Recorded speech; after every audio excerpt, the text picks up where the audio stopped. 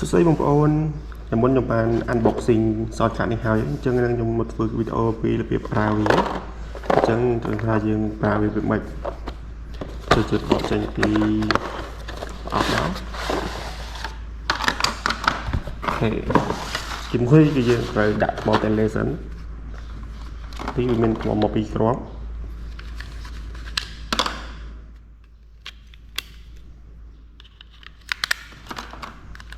អូខេ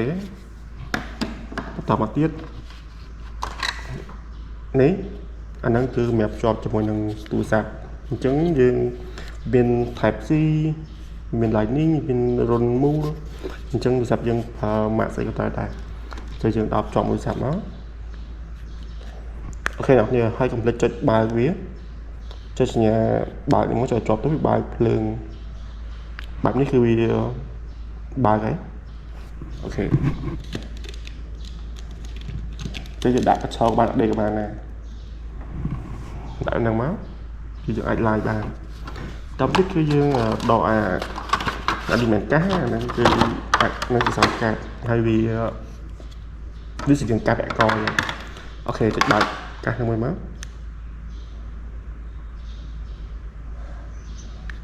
អូខេឥឡូវយើងបើកវាទៅភ្លើងហើយ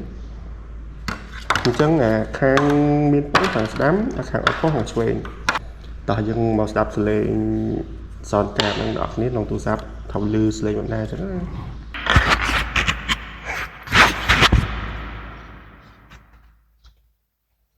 អាឡូអ្នកគ្នាអញនិយាយដាក់ចេះវាលឺគៀកដាក់ចេះទៅវាលឺមិនឆ្ងាយមកទេវាគួរសមដែរបើចង់លឺខ្លាំងនិយាយដាក់គៀកចឹងមកហើយនេះតេឡេរបស់វាមាន function ច្រើនអ្នកគេចង់បិទសលេងនិយាយចុចអាឡៃនេះមកបិទសលេងអញ្ចឹងមកខ្ញុំបិទសលេងខ្ញុំនិយាយអត់ឮទេឬក៏នេះចង់បិទសលេងរំខាននេះបិទសលេងរំខានវាមានម៉ានកម្រិតចឹងណាចុចទៅវាមាន1 2 3 4អញ្ចឹងទៅដល់ពេលខ្លាំងវាបិទសលេងរំខានបានល្អហើយយើងនិយាយឧទាហរណ៍យើងចង់ជឿអូខេយើងដាក់ KTV ចឹងមកតែយើងចង់និយាយធម្មតាយើងចុចអានេះមកខាងស្ដាប់នេះគឺចុចស្លេងគោកអត់មាន echo ទេអញ្ចឹងយើងចង់និយាយដាក់ KTV យើងឈៀងអីចឹងទៅយើងដាក់ KTV មកហើយបើថាយើងនិយាយលើខ្សោយអញ្ចឹងយើងតិចតឡើងស្លេងអានេះមកឡើងស្លេងកាសអានេះឡើងស្លេង microphone របស់យើងឲ្យលឺខ្លាំងមកអូខេលឺអស់ហើយបណ្ដាគ្នាថា echo រៀងខ្សោយអ្នកនេះចង់ឡើង echo ឲ្យលឺអស់ចុច KTV ចឹងមកអញ្ចឹងឥឡូវនេះ echo វាមានម៉ានកម្រិតចឹងណាមើលអានេះវាបិទ echo អស់លេងហើយអត់លឺ echo ឃើញទេចុចមួយទៀតមកនេះលឺ echo តិចកម្រិត1កម្រិតទី1អានេះលឺ echo កម្រិតទី2រៀង echo ខ្លាំងតិចជាងមុនហើយអានេះកម្រិតទី3 echo រៀងខ្លាំងជាងមុនទៀត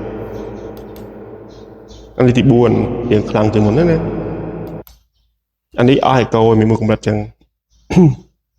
អូខេអញ្ចឹងយើងចង់ជាងអីយើងចុច KTV មកវាលឺ echo វិញ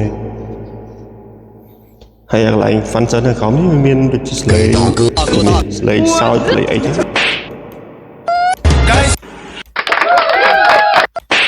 អូខេអញ្ចឹងបងប្អូនគ្រាន់តែធ្វើប៉ុណ្ណឹងទៅអាច live ច្រៀងបានហើយចង់ច្រៀងបទអីយើងអាច connect ជាមួយ Bluetooth ជាមួយសាប់មួយទៀតចឹងណាអូខេអញ្ចឹងនៅពេលយើងចង់ច្រៀងយើង connect Bluetooth មកនេះ connect ហើយគឺ Bluetooth វាឈ្មោះ Bose Mic អញ្ចឹងពេលជាប់ Bluetooth ហើយយើងអាចចម្រៀងបានហើយចូល YouTube មកយើងចាក់មកអូខេឥឡូវខ្ញុំបងចាក់ចម្រៀងពី YouTube ហើយអ្នកគ្នាលឺអត់យើងអាចច្រៀងបានបើដល់ចង់ចាក់ចម្រៀងស្ដាប់អាចចាក់ចម្រៀងទៅវាលឺចូលក្នុង live ពេលដល់អ្នកកំពុង live ទៅវាលឺព្រោះចឹងណាវាអត់លឺសលេងដូចយើងចាក់សលេងពីក្រៅមកទេចឹងតែយើង live ក្នុងទូរស័ព្ទចឹងទៅយើងចាក់សលេងពីក្រៅមកវាអត់លឺព្រោះទេអញ្ចឹងនៅពេលយើងចាក់តាម sound card វាលឺសូរមកដូចយើងដាក់បាសស្ដាប់ដូចជាចឹងវាលឺព្រោះអូខេវីដេអូនឹងមានប៉ុណ្ណឹងទេអរគុណច្រើនសិនជាចង់បាន sound card ហ្នឹងកុំភ្លេចចុចឈ្មោះធ្វើការ live bingo អញ្ចឹងនៅពេលចុចឈ្មោះឲ្យ like contact ខ្ញុំនឹងឲ្យជាមួយនឹង sound card ម្នាក់មួយដើម្បីធ្វើការ live ច្រៀងអញ្ចឹងណាយើង live បានលុយហើយយើងបានកាដូពីខ្ញុំបន្ថែមទៀតអរគុណបាយបាយ